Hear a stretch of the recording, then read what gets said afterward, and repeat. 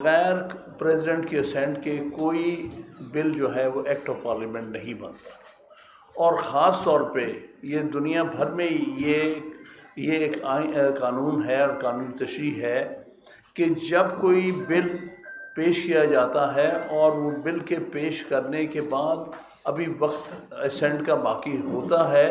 تو اس دوران assembly dissolve ہو جاتی ہے تو پھر وہ بل خود بخود لیپس کر جاتا ہے۔ لہٰذا یہ دونوں ہی بل جو تھے یہ صدر نے اس پر اسینٹ نہیں دی اور یہ لیپس ہو چکے ہیں۔ اس لیے یہ بحث کرنا جو یہ کہہ رہا ہے اس کو قانون اور آئین سے کوئی تعلق نہیں ہے، جو کہے کہ یہ بل بغیر صدر کے اسینٹ کے صدر تصور کیے جائیں گے کہ ایکٹ آف پارلیمنٹ ہو گئے ہیں، اور جتنے نمائندے ہیں اس پر کھڑے رہیں گے اور انشاءاللہ تعالیٰ اس کے لیے جو بھی ضروری اقدامات ہوں گے وہ کریں گے۔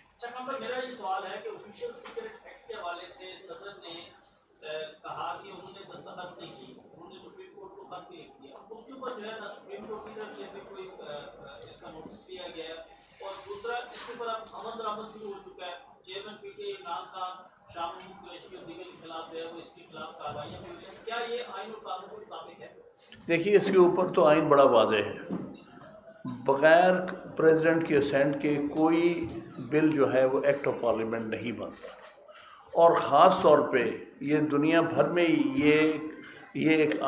قانون ہے اور قانون تشریح ہے کہ جب کوئی بل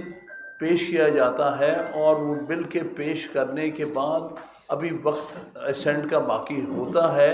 تو اس دوران اسمبلی ڈیزالو ہو جاتی ہے تو پھر وہ بل خود بخود لیپس کر جاتا ہے۔ لہٰذا یہ دونوں ہی بل جو تھے یہ صدر نے اس پر اسینٹ نہیں دی اور یہ لیپس ہو چکے ہیں۔ اس لیے یہ بحث کرنا جو یہ کہہ رہا ہے اس کو قانون اور آئین سے کوئی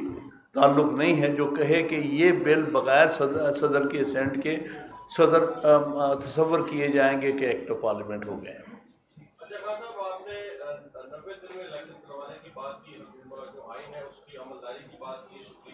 ساتھ رہنے کی بات کی، ایک تاثر ہے اس سارے سلسلے میں